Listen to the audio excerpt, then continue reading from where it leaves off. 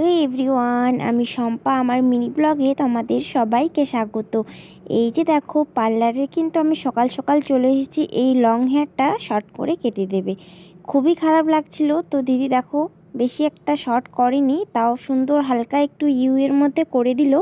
তো hello everyone, তোমরা সবাই কেমন আছো? আশা করছি বেশ ভালো আছো, আর আমি কিন্তু ভীষণ ভালো আছি, দেখতেই পাচ্ছ।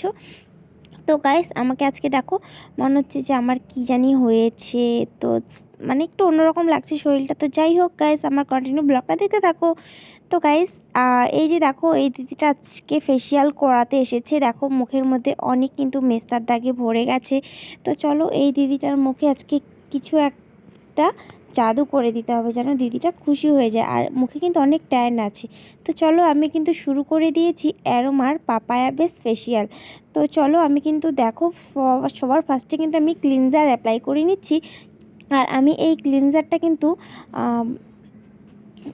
5-7 মিনিটের জন্য কিন্তু আমি মাসাজ করব। তো এটা লাগানোর পরে আমি কিন্তু মাসাজ করব। মাসাজের পরে স্ক্রাব হবে। স্ক্রাবের পরে কিন্তু মাসাজ জেল প্যাক, সাথে কিন্তু আরেকটা আমরা দিদিকে ক্যাপসুল দেব। এই ক্যাপসুলটা দেওয়ার পরে দিদির যে স্কিনটা ড্রাই আছে, এই ড্রাইটা কিন্তু কমে যাবে একদমের জন্য। তো দেখো, এখানে কিন্তু আমি দিদির স্টেপ বাই স্টেপ করছি।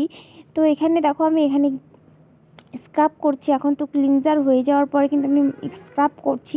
তো ভালোভাবে তোমরা যদি স্ক্রাব আর ক্লিনজারটা করো, তখনই কিন্তু অনেকটা ট্যান রিমুভ হয়ে যায়। তো তোমরা যদি কেউ শিখতে চাও, অবশ্যই আমাকে কমেন্ট করে জানাবে। তো খুব ভালোভাবে আলতো হাতে এই স্ক্রাবটা করতে হবে, খুব জোরে জোরে করলে হবে না, কারণ স্ক্রাবের দানাটা অনেক ভারী হয়।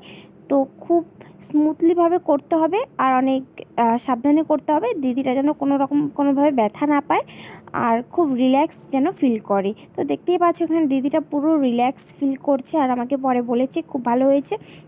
তো দেখো, এখানে কিন্তু ও ফার্স্ট আর সেকেন্ড স্টেপ হয়ে যাওয়ার পর কিন্তু এখানে আমি স্ক্রাবটা তুলে নিচ্ছি ভালো করে, যেন চোখের সামনে আশেপাশে যেন না থাকে, কারণ স্ক্রাবের দানা খুব যদি একবার চোখে ঢুকে যায়, তাহলে তো ভাবতেই পারছো, মানে খুব চোখটা জ্বালা করবে। তো তোমাদের আমি স্কিনটা দেখাই আগে। এই যে দেখো, দিদির ফার্স্ট আর সেকেন্ড স্টেপ হয়ে যাওয়ার পরে দেখো পুরো ট্যানটা রিমুভ হয়ে গেছে। আর এই মেস্তার দাগগুলো কিন্তু সহজে যাবে না, আস্তে আস্তে করে কমে যাবে। তো এখানে দিদিকে একটা ভিটামিন ই ক্যাপসুল দিয়েছি, কারণ খুব ড্রাই স্কিনটা। তারপর লাস্ট ফিনিশিংয়ে দেখো দিদির স্কিনটা কতটা চকচক করছে আর গ্লোয়িং করছে। তো এখন সন্ধ্যা হয়ে গেছে, আমরা চা খাবো, চায়ের সাথে বিস্কিট খাবো। তো এই মিনি ব্লগটা তোমাদের কেমন লাগলো কমেন্ট করে জানাতে ভুলবে না। আবার নেক্সট ব্লগে তোমাদের সাথে দেখা হবে। টাটা।